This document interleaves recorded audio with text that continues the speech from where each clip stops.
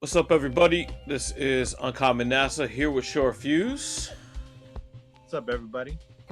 Um, so today, we're gonna do another sort of side series. Of course, we have flashback sessions, but we're just gonna call this GC Talk, um, and it's guillotine crowns, and we'll get into a bunch of different topics over time, mostly related to our music. Um, but it's just a new thing for the channel. Speaking of the channel, make sure that you subscribe. We are just a handful of people away from 800 subscribers. Our goal for this year certainly is to get to 1,000. Hopefully, we can make that happen. But it's been awesome to see the channel grow, and thank you to everybody that has subscribed. Please send this along to other people. Like I said, we have flashback sessions where I get into some old school recording sessions that I've been on. I've got Dope Shit Podcasts, which is a standard podcast on all audio streaming formats too. But we put snippets of that show up on here. Of course, all the regular music videos, Uncommon Records updates, and now like this GC Talk thing, which is basically stuff that me and Fuse want to do that's outside of the realm of flashback sessions. And there'll be more stuff to come. So hit subscribe, get your indie hip hop fix, and all that. So I will hand over to Short Fuse for today's subject matter. I can't lead the charge on this subject matter. That would be kind of ridiculous. I mean, you could. It just, it's so. But yeah, today we're gonna talk about Uncommon NASA's album with Messiah Music, Only Child. Me personally, I really dig this project a lot. So we're gonna, try and get a little bit of a more deeper dive into it than a standard type interview. Even though those are really cool too. But being that I have a little bit of an inside track and know some of this behind the scenes stuff, I thought it would be cool for us to talk about it in a different way and maybe give you guys some nuggets that you didn't know about. So that's what we're going to touch on today. Yeah, and I should say, as of this recording, the album came out about 3.5 weeks ago. So it is available. Um, and this is the part of the process that we're in is like, it's been out. People have started to give feedback. People have written some things about it, and other people have talked to me about it and such.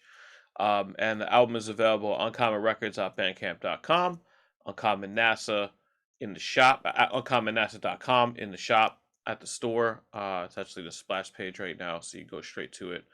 Vinyl, CDs, t-shirts, and digital. And of course, you can stream on Spotify, Apple Music, all those places. Yeah, so I mean, we'll just jump right into it. You know, I know that this was an album that you worked on for a little while. If I remember correctly, you started working on it around the time of Written at Night, right? Yeah, actually, a couple of the songs, or at least some of the beat selections, certainly like predate Written at Night. I started the earliest the earliest writing and beat selections started like shortly after halfway, actually. So Oh wow! So yeah, it's been a little longer than I even uh, remember. Is there a particular reason why um, you kind of, I don't want to say put it on the back burner because that's the wrong phrasing to use, but is there a particular reason outside of the obvious on why you might have put it aside for a little while? Was it because it was just a little bit more of a more personal subject matter for you, and you just kind of had to like process through that? I think that was a big part of it. I think this was a record I really wanted to get right, at least for myself, right? So that was a big part of it, but really it just was it was almost happenstance. I mean, I've said a few times, you know, publicly, like when I finished New York Telephone, I really wanted to do a project with Black Tokyo, which I did with Halfway, and a project with La Horowitz, which I did with Ornate, and a project with Messiah Music, which became Only Child. And that was the core, besides myself, like my core production team, with some obviously anomalies here and there, but that's sort of where I wanted to go with it. And you know me, man. I mean, this is a personal conversation more than an interview. So like, I just want to do shit all the time. Like I'm always Right. like, oh yeah, I'm gonna do a project here. I'm gonna do this. I'm gonna produce that. I'm gonna write this. And I already started another album. And I do a lot of shit at the same time. And a lot of times, what happens is, sometimes things happen out of order because of that. And Right. and on the other side of it, like I didn't expect the opportunity to do Written at Night to come up. I was approached by Man Bites Dog to do a record where I produced it, and that was Cameo Heavy. It was a specific request, and I thought it was like a good opportunity to do something, and so that's part of it. And then a series of other things happened, and then City of School came together, and that was a bit of a quicker process than Written Tonight, and that opportunity kind of came up. But the whole time I was working on those records for Man Bites Dog, I was also working on Only Child.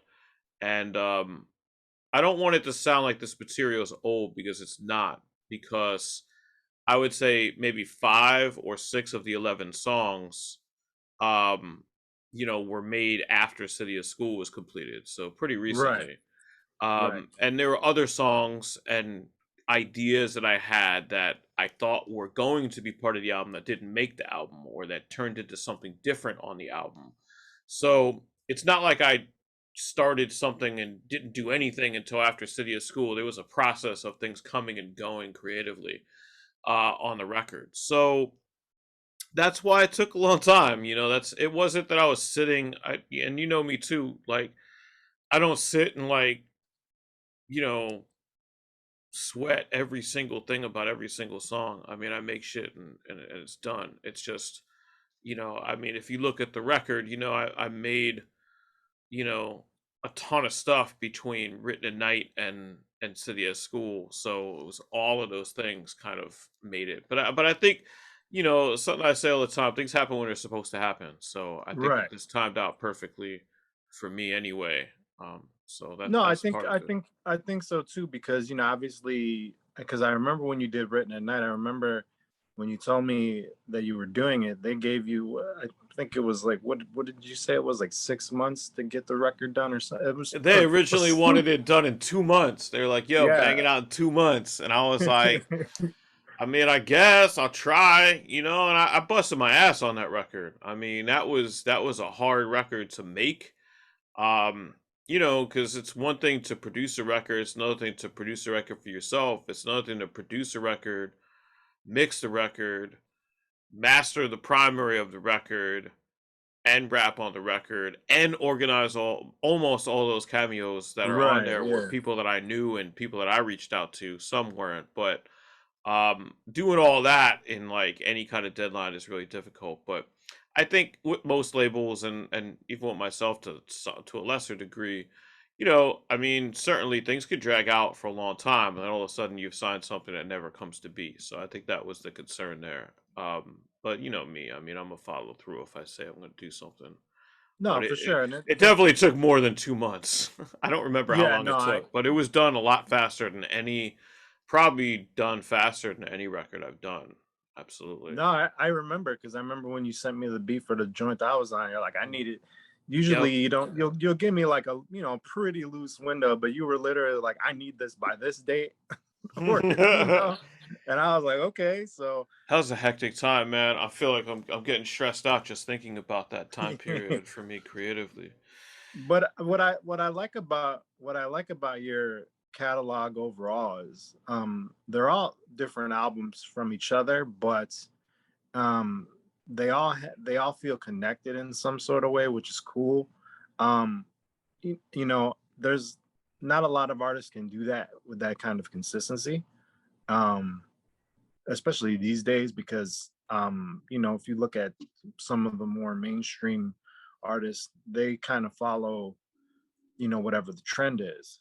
So that, and that in itself isn't a bad thing either, if it's fitting within a specific mold, especially when you're looking at rap music on a pop level. But underground wise, it's pretty impressive that your stuff is connected in that way.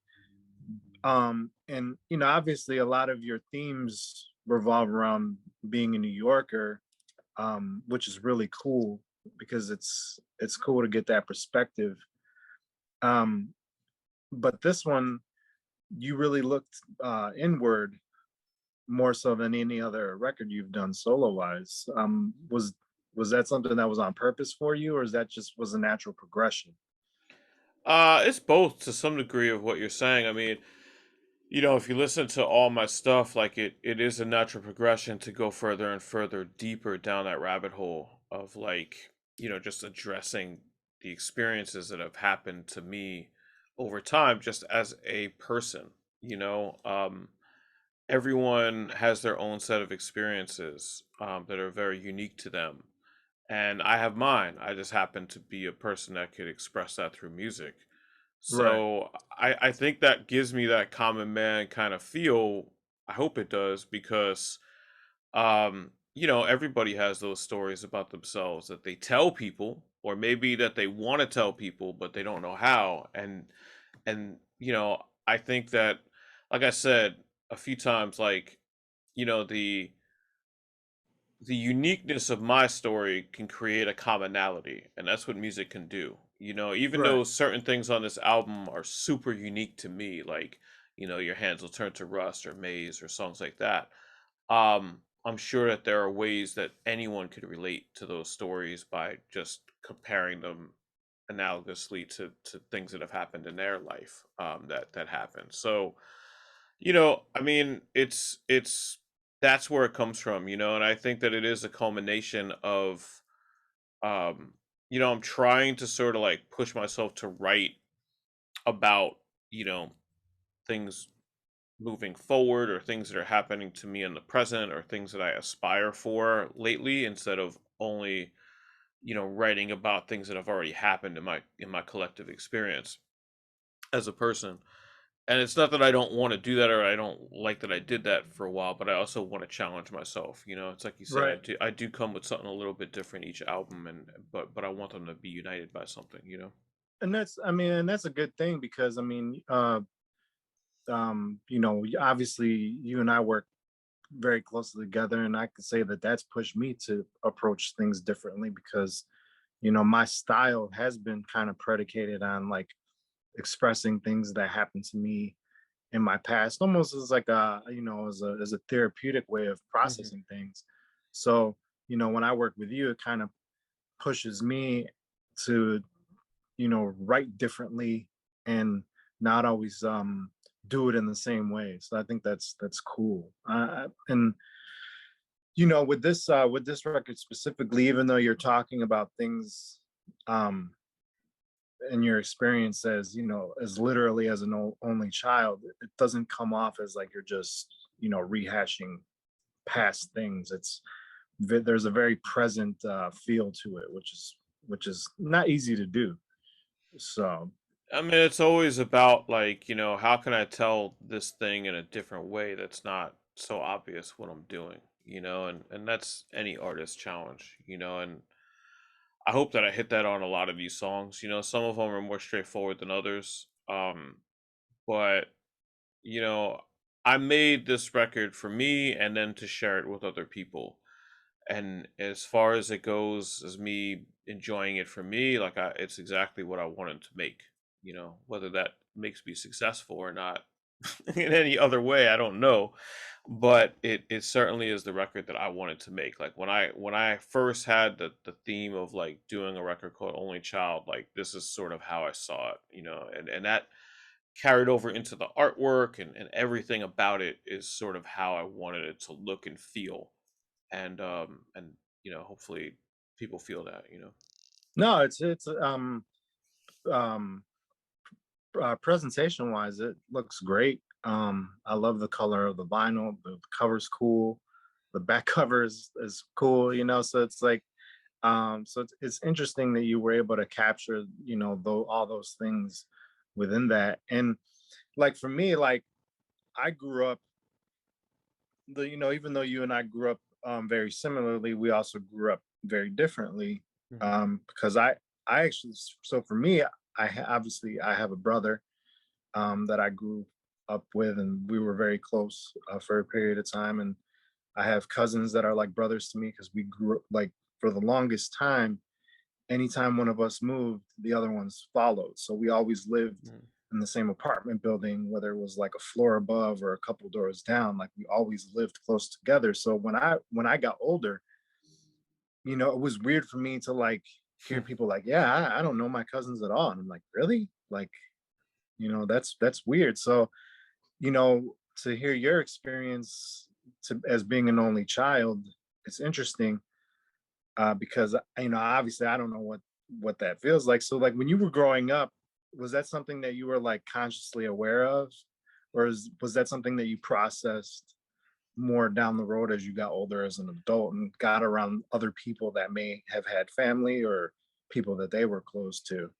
Yeah, I mean that's what I was kind of joking a bit about on the title track chorus. You get that reaction when you tell people like, "Oh yeah, no, I'm an only child," and people have like very different skeptical reactions. You are an other in a lot of ways when you tell people you're an only child, unless you're speaking to other only children, of course. It's not everyone that reacts that way, but certain people definitely are freaked out by it. I definitely can't think of anyone that I know that has purposefully raised an only child within the last 20 or 30 years. I haven't met anyone. You may have or may not have, but like, it just seems like the way that culture is now. If you're a person that's going to have kids, you're probably gonna have two or maybe three, which is interesting because that's sort of new-ish, I guess. Like Well, I it's, feel like I it's knew other only children when I was a kid, and my wife is an only child, and she's the same age as me. So it definitely is a marker, and it definitely creates a different kind of person. Like I've become a lot more um, introspective. I make these kinds of pieces of art because of that. I think, you know, um, things don't. You don't remember things as like remember when we or this happened to us. It's always about like, oh, this happened to me. Like I mean, things right, happen with my parents and with my wife because I happened to meet her at a young age. But like I don't, and of course I had friends, but I don't have that familial besides with my parents. Like I don't have that familial like memory or something I could share with somebody that happened when I was 12 or 9 or 16 or whatever. right. It doesn't and that does change your perspective on life. I think it does make you a little more self-reliant, and in some ways it makes you more mentally strong, and some ways it makes you more mentally weak. you know With your wife, did you guys? And this part's interesting for me because like we've never talked about this. What I'm about to ask you, um, was that something that you guys bonded over consciously or subconsciously, or a little bit of both? The fact that you were like only children, and is that kind of what drew you guys to each other, or was that just something that you kind of figured out as time went on I and you think we guys got kind to of know figured each that other? out over as time went on. I think some things are kismet. Some things just happen, and I guess we were drawn to each other subliminally. You know what I mean? Because of being only children, we probably had personalities that clicked a little bit faster than not. I would, man, it must feel so overwhelming to be a married only child that's married to somebody, your significant other that has like a larger family, because it must like if they have like two or three siblings, I would imagine that would, unless they're like the friendliest people in the world, I feel like that would be like overwhelming, for me as an only child to go into a Hmm. family situation where you've got not just your significant other but their brother and sister and other sister like to deal with, like as an only child that like makes me like shudder to think about something like that. So I think that that's why it worked, and I think that grew over time. Is that was a bond, I don't think we've ever sat around and purposefully thought about like the development of being an only child and how that, you know what I mean? Like it's not that deep, but it does put you in a certain zone personality wise, for sure. Hmm. Well, yeah, because I mean, I've known both of you a long time, and you both are, you guys are obviously very close to each other, and so I think that that's cool that you guys have similar backgrounds. It's probably easier for the both of you to kind of process each other's upbringings and pasts and things like that. Um, so I think that definitely is a benefit in that regard. Hmm. And it's interesting because I know that you mentioned that uh, people have typically now will have more than one child, and for me, I feel like that's true too. But like with my cousin that I live with, they have one daughter and that's it. They don't want any more kids. So Oh. she is and will be an only child.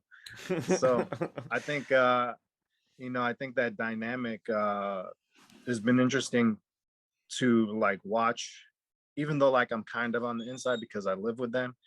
I'm still on the outside because they have, I know kind of when not interject myself on their family structure, you know what I mean? So it's Hmm. like, so it's interesting to watch her grow up, as an only child and uh, see how she's affected by it in good and not. I don't want to say negative ways because it's not, nothing's really negative per se, but like she'll occasionally, because she knows how like me and her dad, we grew up together and we're like brothers. So she's very conscious of Right. that because we talk about that a lot, and so sometimes she'll tease like, oh, I wish I had at least a cousin my age or something.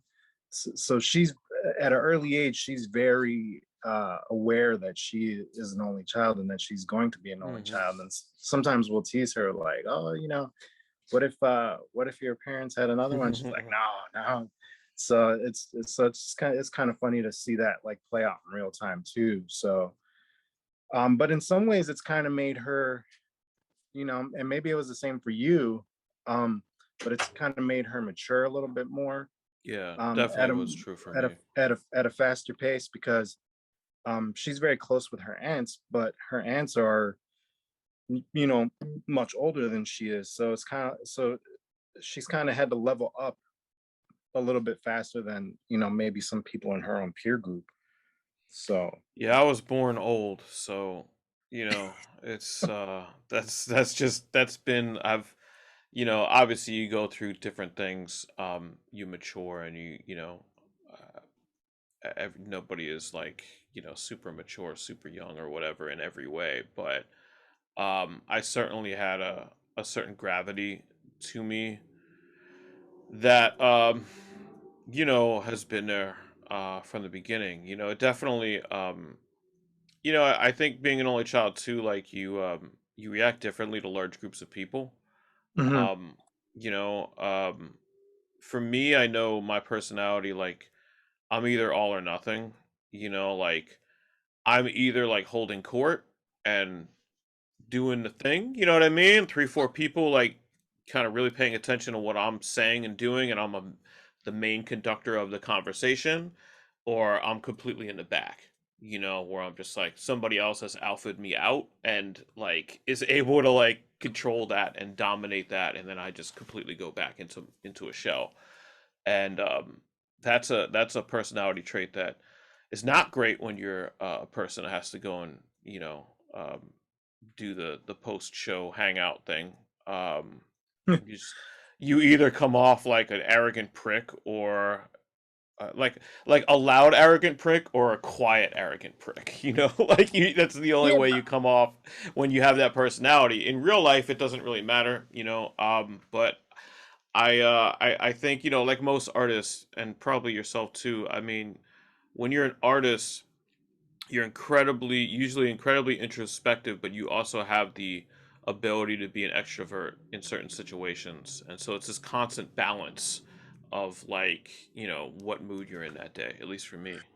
Well, I mean, I like when I was younger, um I was obviously I was surrounded by cousins, because my two cousins that I'm close to specifically, so like I'm only 3 months older than my one cousin Hector, um, and then I'm 4 years older than my other cousin that I grew up really close to. And then I'm 6 years older than my brother, and I actually didn't get close to him until he got a little older. Because obviously, when you're 11 or 12, you don't want your 4 or 5 year old brother following you around everywhere you go. So it's like at that point it was like super annoying. It's like, dude, no, you're not coming with because we're gonna go do shit that you don't Yeah, need to get in. So it's like, but but once I got separation from that like family environment, because there was a point where we all kind of moved separately as families, not too far away from each other, but we weren't on top of each other like we were when we were growing up. I started to like obviously develop my own personality. So there was a point when I was in my early teens where like I was very outgoing. I went to parties, I hung out with a bunch of people, I liked being the center of attention. But then when I got older, it's almost like the reverse. I like having um that peace of mind and that singular space to be alone with my thoughts. So it's interesting how dynamics change as you age. But my point is, well, because I got a little bit off track there, I've been around you in situations where Mhm.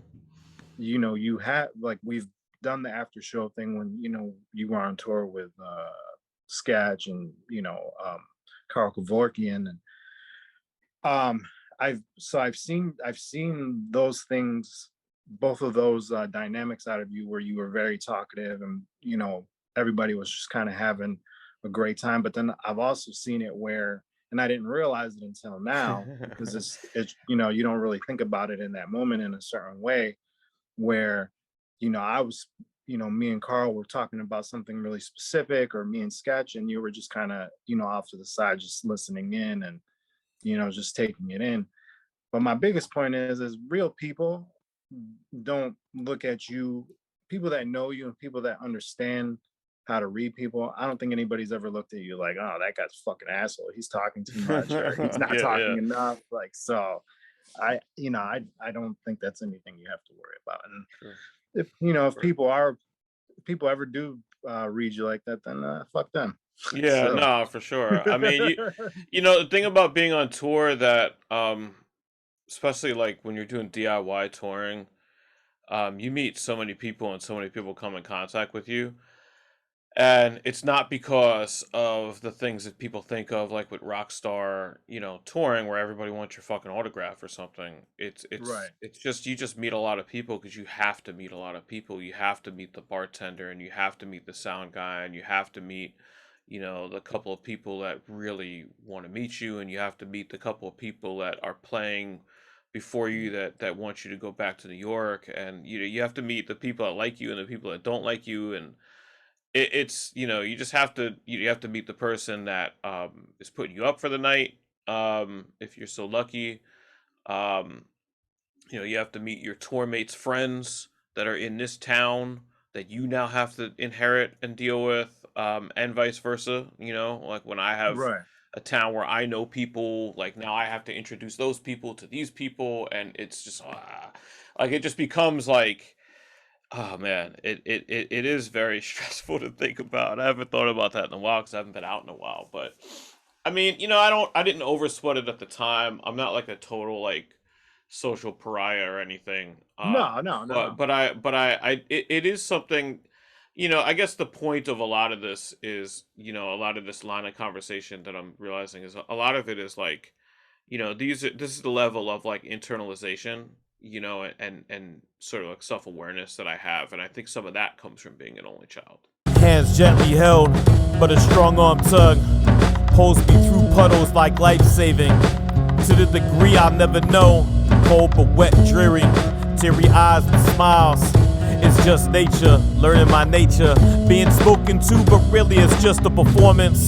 It helps find relevance in a pencil eraser. I've seen interviews with some people, and they're like, "Yeah, I got nothing to complain about. Everything was great growing up," and I'm just like, Was it though? Like, but is you that know, possible to achieve that when raising children for everything to go perfect, or have you just raised your children to say that? Like, I I don't know. but You know? I don't knock those people that feel like, if they genuinely feel that way, that's great. Hey, more power to you. Because there's you know I'm sure there's, I mean, I know for me personally, I could sit here and talk about shit that went wrong in my childhood all day. Yeah. But but I also think, depending, and it's the old adages, depending on how you look at things, it can make you stronger. And I do feel stronger for going through some of those things Hmm. that I went through. But then there's other parts of me that's like, damn, sometimes I wish I did come up with money. I wish I did have some of the shit that my friends had. Because like when I was growing up, I grew up, um, in a very poor area. And then even when we made it out to the suburbs, we still didn't have money.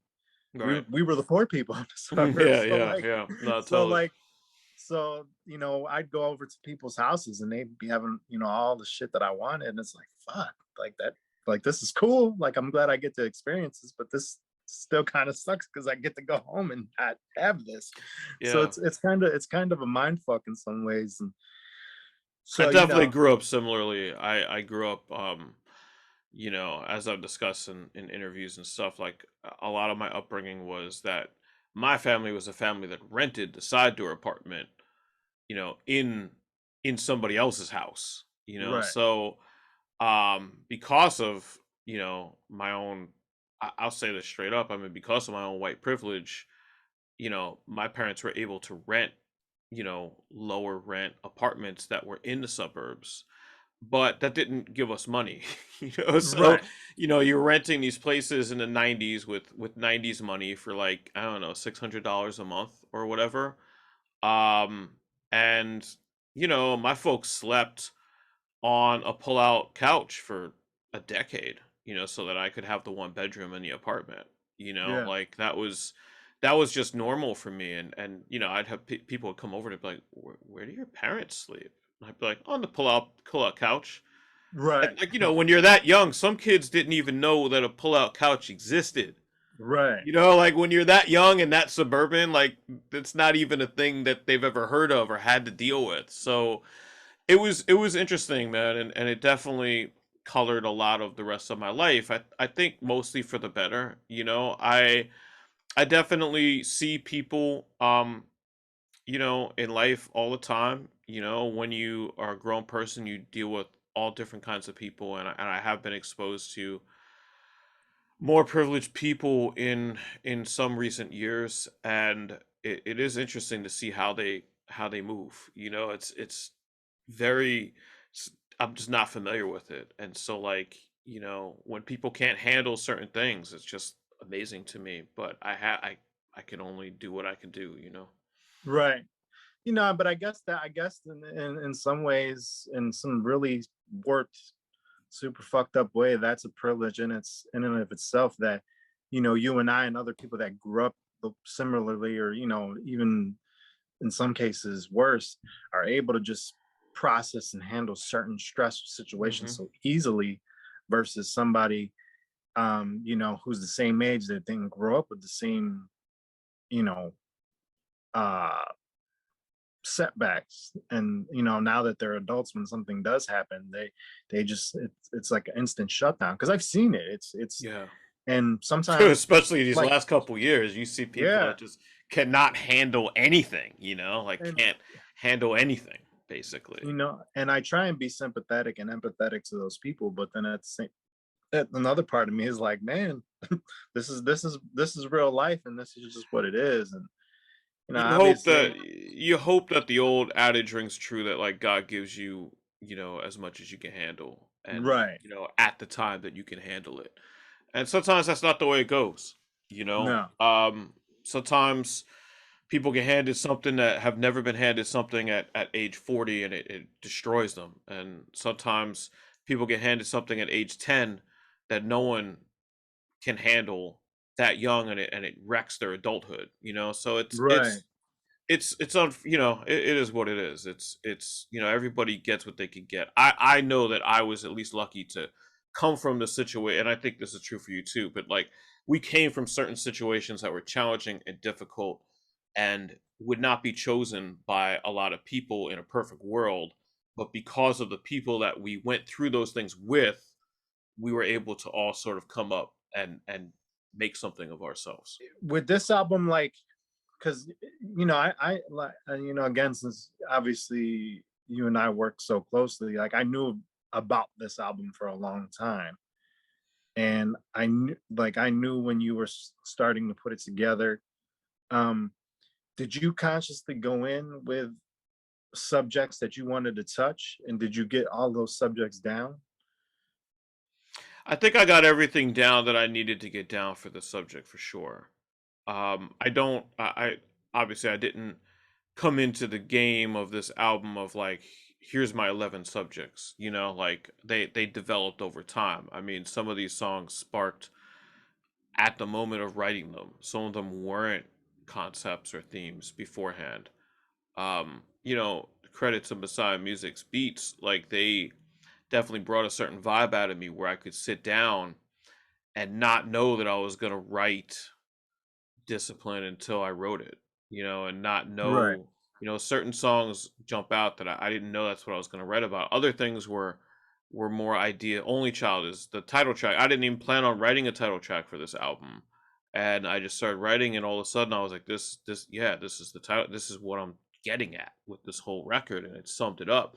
But I did that on the fly while I was listening to the beat writing.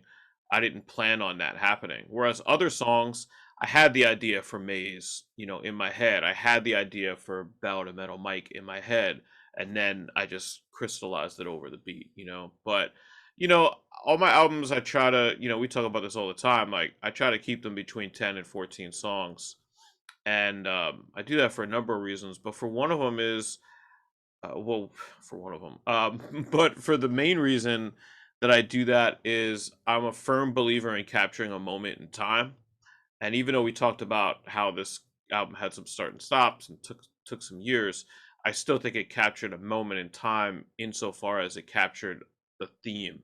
There's nothing on here Yeah, that for sure. strays away from the theme, and there's nothing else that I need to add to it. I actually had, like I said, I altered some songs and cut some things, and so that's the main reason why it is like an awkward 11 song count, instead of going to 12 or being at 10, is because that was exactly what it took was 11, even Right. though that makes vinyl an uneven count and drives people with OCD crazy.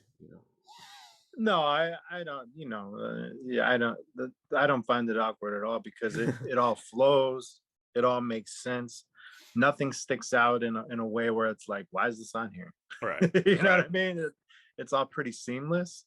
Um, and Messiah Music's got a unique style. When you picked the beats, was that something that you consciously went for? Was just for something that was because these beats are different from what I've heard from him. um there's a little bit Sure. more of a musicality to these beats than Hmm. some of his other beats, at least for me personally. I don't know if what I'm saying is making sense, but No, it does. I didn't consider that at all. That wasn't something I thought about. But that being said, Messiah Music sent me the pool of beats that he sent me. And I think to his credit, like he was sending me pools of beats that he thought applied to me, as mm, opposed to applied to other people. right. So, and there were, he would send me, you know, 3, 4 emails in a row with like 6 beats on each email. So I'd get like 18, 22 beats, and I'd write back and pick 4 or 5 of them, and there are other beats too, that I had put on hold or what have you, I'll be like, I'll hold that one for me. Let me see if something comes, that didn't make the record too. So that was another part of the extended process, is like Mm, having beats that I had, put like kind of a hold on, and then maybe it didn't turn out the way I thought. There were other songs like the beat for Ballad of Metal Mike. I had tried a few different things to that, and he really wanted me to take that beat once I had originally claimed it. And I kept trying and trying, and we've been through this with Guillotine Crown sometimes.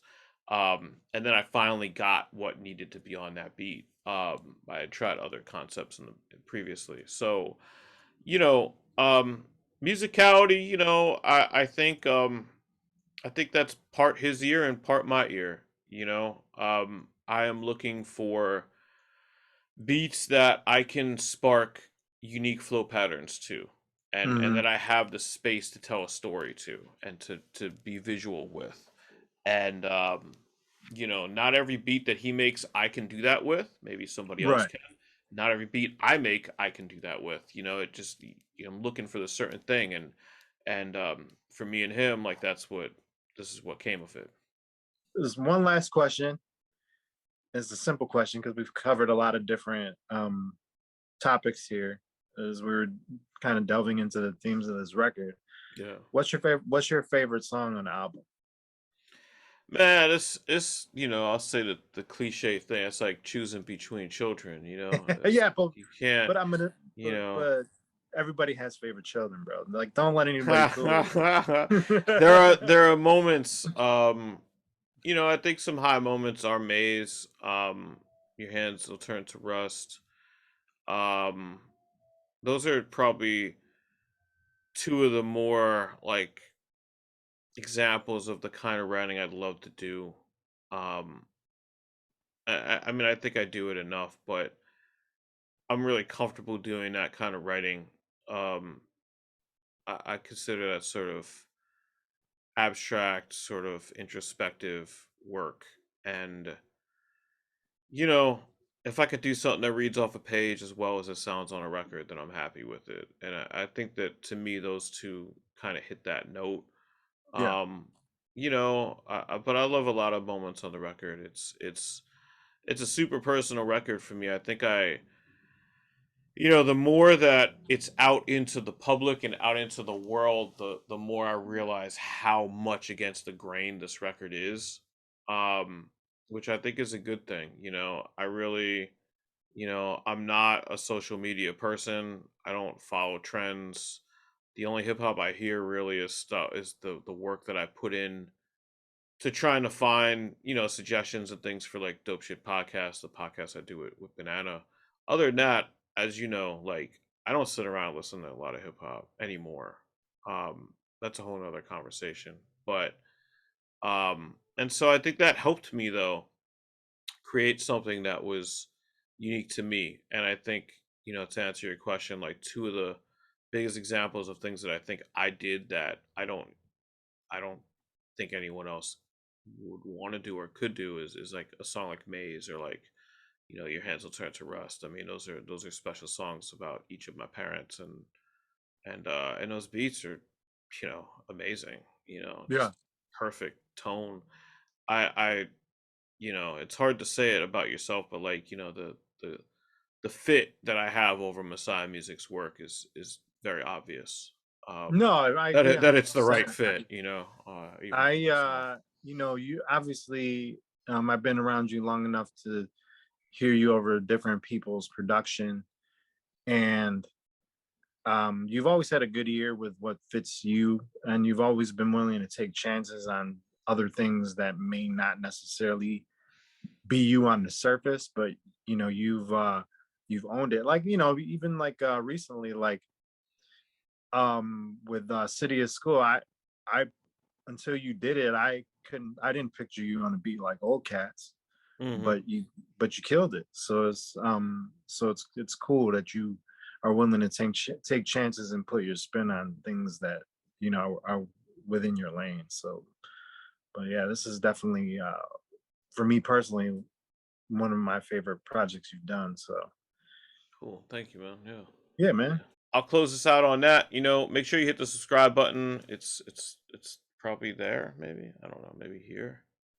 Hit that button. Get us to 1,000 by the end of the year. Get us to 800 probably within a couple days, I hope, if it's not already there. So peace, y'all. Peace.